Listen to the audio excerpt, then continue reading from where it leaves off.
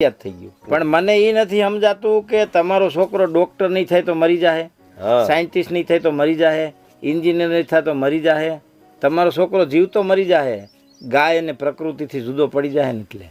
હા, માનવ ટૂંકમાં જીવન જે જીવનના ઘડતરમાંથી બહાર ગયો એટલે જનાવર થઈ ગયો. તો બિલકુલ જનાવર થઈ ગયો એટલે બીજો અવતાર આવી ગયો, મરી જ ગયો, ગુજરી ગયો. અને આમે તે માંડવાડીના ખાહડા ઉપાડે એવી રીતે હાલતો હોય તો જીવતો મરેલો જ કહેવાય ને. જીવતો, હા, એ રીતે હાલતો. અને હા, એ હાચી વાત. એનામાં કઈક પાણી તો હોવું જોઈએ ને એના પૂરતું. આખા દેશની જરૂરિયાત અત્યારે સૌથી પહેલી જરૂરિયાત સમાજની ઝેર મુક્ત ખાવાનું. તમે વિચાર કરો, ગામમાં 100 છોકરા પૈણે ને એમાંથી 99 છોકરા થાવાની દવા લે, સંતતિની દવા લે.